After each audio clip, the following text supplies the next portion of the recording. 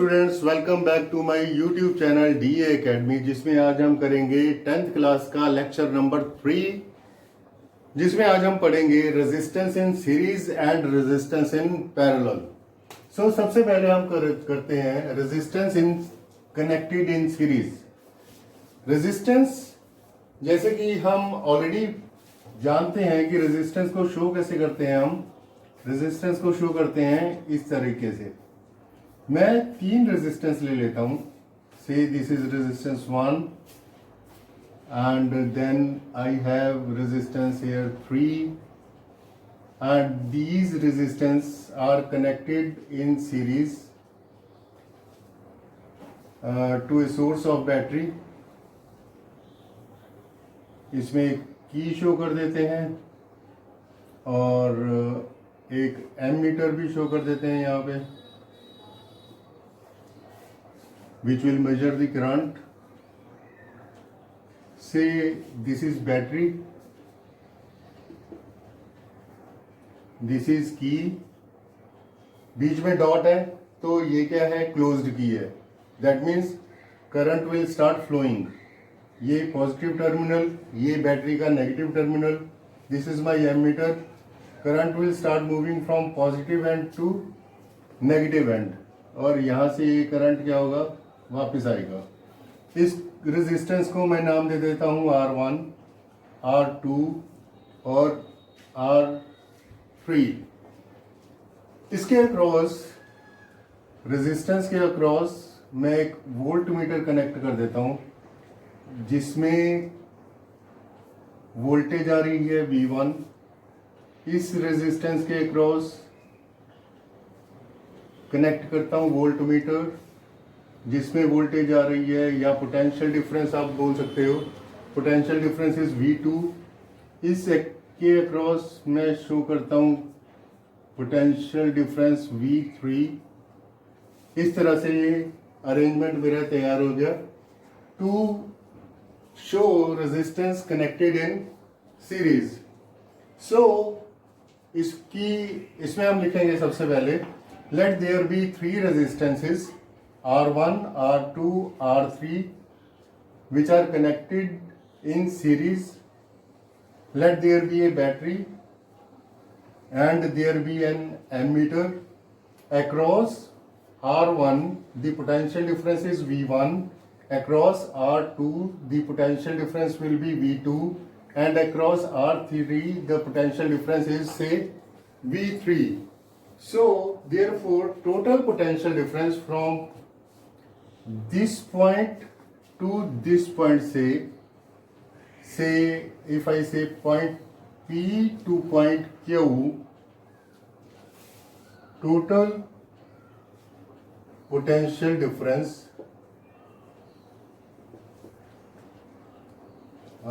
between point PQ will be V, which is equal to V1 plus V2 plus V3। हम इसको number 1 दे देते हैं। और by Ohm's law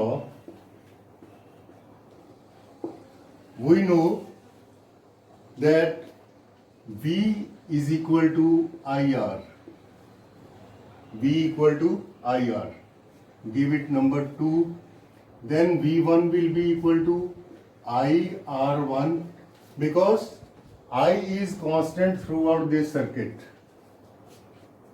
So V1 will be equal to IR1. Similarly V2 will be equal to IR2, and V3 will be equal to IR3. Give it number 3, give it number 4, then give it number 5. Put values, these 4 values in 1। तो यहाँ पे इसको मिटा देते हैं जरा हम। So by putting values of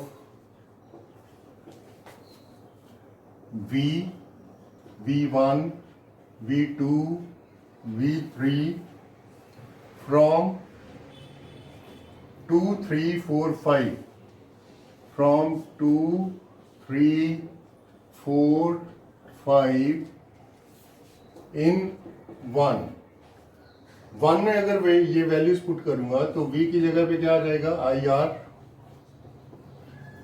Here it will be IR1 plus IR2 plus IR3. So I have these three values. I am going to rub it. So here IR is equal to, यहाँ से I common ले लेता हूँ मैं. It is R1 plus R2 plus R3. So I and I will cancel out. So it is R is equal to R1 plus R2 plus R3. इसको RS show कर देते हैं. That is the resistance in series. So which is the required result for when the resistance is connected in series, then my equivalent resistance, that means total resistance, will be equal to R1 plus R2 plus R3. So which is the required result? Which is the required result? इस series combination का एक fault ये रहता है कि suppose मैंने यहाँ पे 3 अप्लायंसेस लगाए हुए हैं जिनके अंदर R1 R2 R3 है. सपोज एक बल्ब है, एक फैन है, एक रेफ्रिजरेटर है से. तो सपोज यहाँ पे बल्ब खराब हो गया तो उसके बाद आगे करंट फ्लो नहीं करेगा. तो इसीलिए एक रेजिस्टेंस या एक अप्लायंस खराब होने की वजह से नेक्स्ट अप्लायंसेस मेरे वर्क करने बंद कर देते हैं. सो इसीलिए हम इसको डोमेस्टिक यूज के लिए series combination of resistance use नहीं करते. उसके लिए हम parallel combination of circuit use करेंगे. वो कैसे करेंगे that we will come to know right now. पहले इसको नोट कर लीजिए. Then we will move on to our next topic which is resistance connected in parallel. So next topic की ओर चलते हैं. आप इसको इस वीडियो को पॉज करके भी देख सकते हो और इसका पूरा का पूरा डेरिवेशन याद कर लीजिए. कभी कभी ये डेरिवेशन बोर्ड के एग्जामिनेशन में भी आ जाती है या इससे रिलेटेड न्यूमेरिकल्स भी आ जाते हैं. Then we move on to resistance connected in parallel.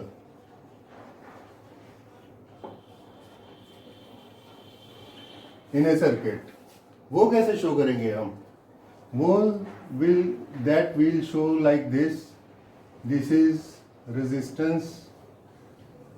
One more resistance will show here.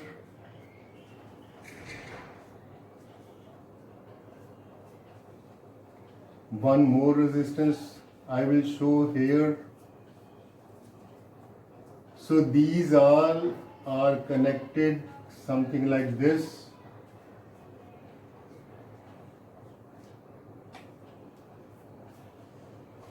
To a source of battery.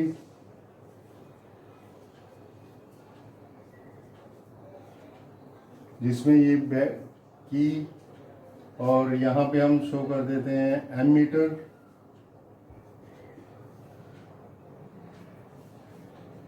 इस तरह से this is its positive end and this is the negative end. Similarly here it is key. This is the battery and this is ammeter for measuring the current. क्या होगा? Positive to negative end start हो जाएगा current flow करना. Current will start flowing. I current will start flowing through this end current I will start coming from this. Say this is my resistance R1, this is my resistance R2, this is my resistance R3. यहाँ पे ये parallel circuit में है तो I current यहाँ पे आया। सो ये करंट जो है मेरा बाइफ्रिक्यूट हो जाएगा। यहाँ पे करंट आ जाएगा I1, इस तरफ करंट आएगा I2 और इस तरफ करंट आएगा से I3। ये दो एंड्स ले लेते हैं, P और Q से इनको मार्क कर देते हैं। And potential difference across the ends P Q will remain same. Potential difference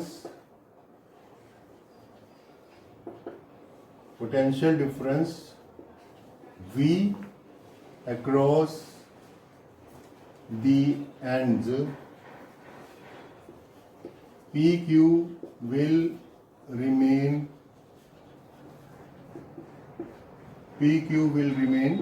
same. So यहाँ पे जो करंट है, करंट बाइफ्रिकेट हो रहा है। So therefore total current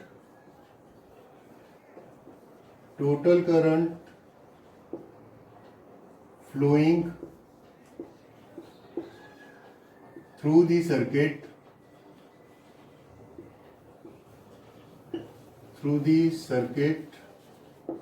that will become I will be equal to I1 plus I2 plus I3 by Ohm's law।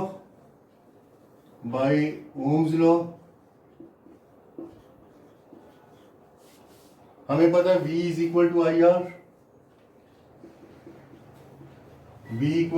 Are, right. This was my Ohm's law. तो यहां से I किसके बराबर हो जाएगा? I will be equal to V upon R। इस equation को हम नंबर 1 दे देते हैं, इसको number 2, right. Similarly I will be having I1, यहाँ पे बिकॉज लिख देते हैं साथ में, because V equal to IR. So I1 will be equal to V over R1 because potential difference is same this time. Similarly, इस थोड़ा दूर लिख लेते हैं यहाँ पे, I2 will be equal to V upon R2. Similarly, I3 will be equal to, that will be V upon R3.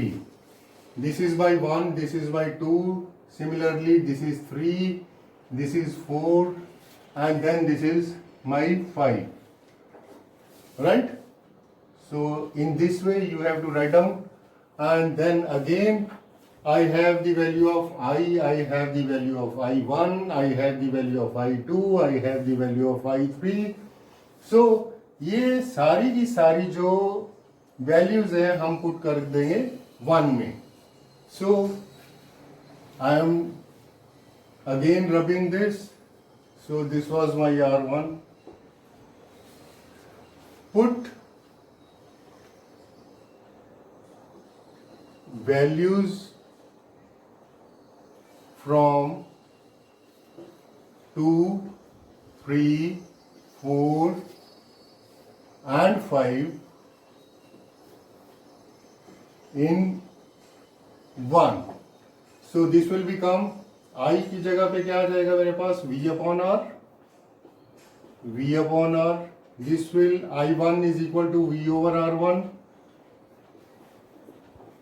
plus I2 will be V upon R2 and then it will be V upon R3 from I3.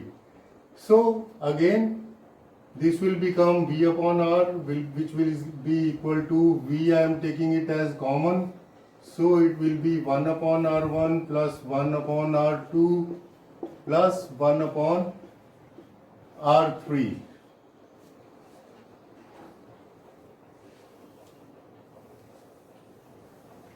So now V and V will be cancelled, so we will be getting 1 upon R will be equal to 1 upon R1 plus 1 upon R2 plus 1 upon R3. अगर मेरे पास और भी resistance है plus and so on, that means if I have more number of appliances which are having different resistance, say R4, R5, R6 and so on, so वो भी इसमें add होते चले जाएंगे। So this will be my resistance in parallel, or we can also say resistance or equivalent resistance when it is connected in parallel. So which is the required result? Which is the required result? अब ये parallel circuit जो है ये हम domestic circuit में हम use करते हैं, बिकॉज यहाँ पे करंट क्या हो रहा है, बाइफ्रिकेट हो रहा है, करंट यहाँ भी जा रहा है, करंट यहाँ भी जा रहा है, करंट यहाँ भी जा रहा है. सो इस केस में क्या हो रहा है, अगर मेरा एक सर्किट, एक अप्लायंस सपोज खराब हो जाता है, बट स्टिल यहाँ पे क्या हो रहा है, करंट जो है यहाँ भी पास हो रहा है, यहाँ भी पास हो रहा है. तो say this is my bulb, this is my fan, this is my refrigerator, and then if bulb is damaged due to certain reason, then fan will be working, refrigerator will be working, and if I have any other resistance or any other appliance, that will also be working. So in our domestic circuit we use parallel combination of circuit. Next topic करते हैं अब हम heating effect of electric current. उसमें हम पढ़ेंगे कि कैसे circuit जो है मेरा हीटअप हो जाता है जब उसमें से करंट पास होता है. तो वो करते हैं अभी हम heating effect of electric current.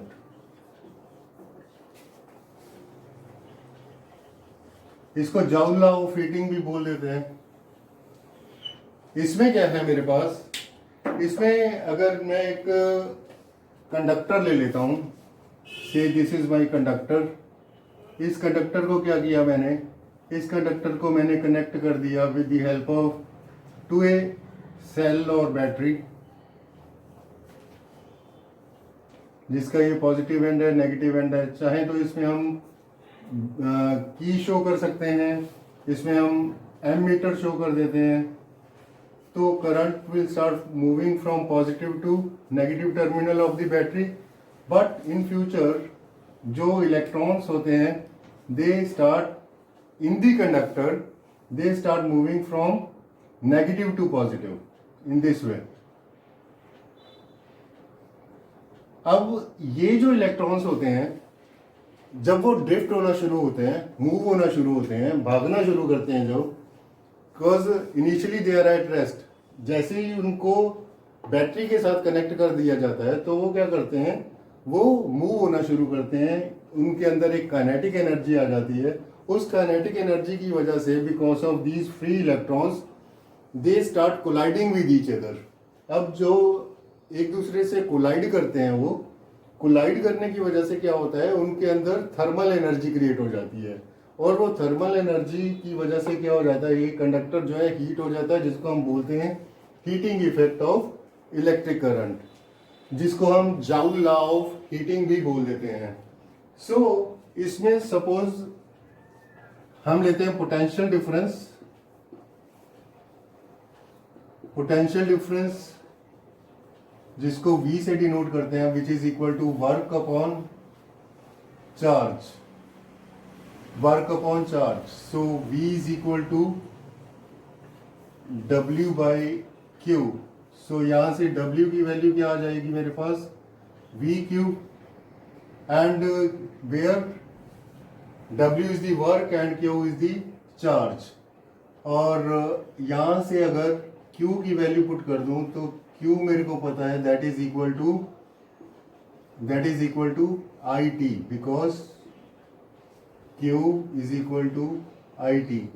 ये हमने अपने लास्ट लेक्चर में पढ़ा हुआ है कि चार्ज जो होता है वो I इंटू टी के बराबर होता है जब हमने करंट करा था. So this work done is equal to heat, or you can say heat produced in the conductor, So that is why it becomes H is equal to VIT. ये मेरा रिक्वायर्ड रिजल्ट है यहाँ पे H is equal to VIT which will, इसके unit होते हैं joule, और मेरे को पता है बाय ओम्स लॉ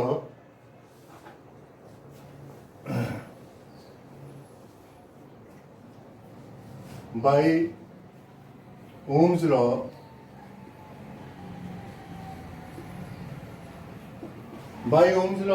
लॉ मेरे को क्या कहता है, V equal to I R, V is equal to I R. तो यहां पे ये वैल्यू पुट कर देते हैं H, therefore H is equal to V की जगह पे I पुट करते हैं, so this will be I R into I into T which is equal to I square R T. So यहाँ से जाउल लॉ ऑफ हीटिंग मैं define करने जा रहा हूँ। Joule law of heating says, Joule law of heating, it says that H or heat produced in a conductor is directly proportional to square of the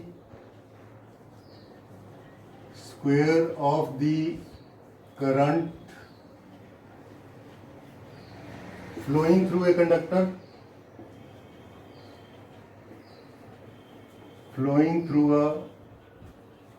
conductor, and R is directly proportional to the resistance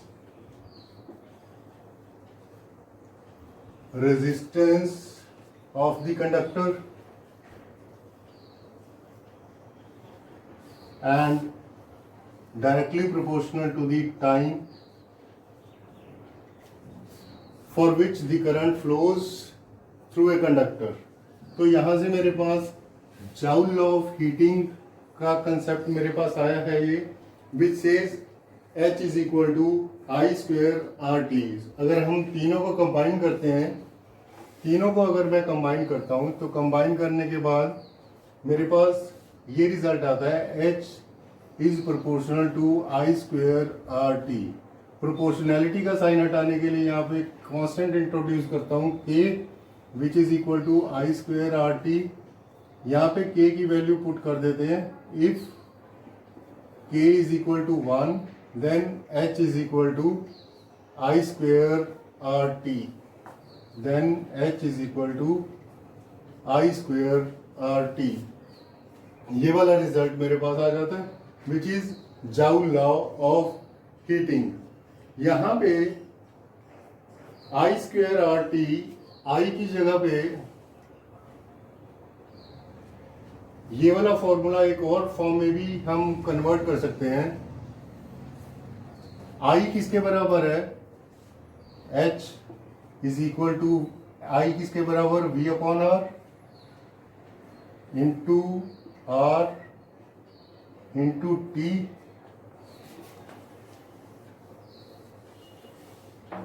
because I is equal to V by R by Ohm's law. This we have studied. So it will become V square upon R square into R into T. This got cancelled, so I got V square upon R into T. This is the second form of Joule law of heating. Thank you.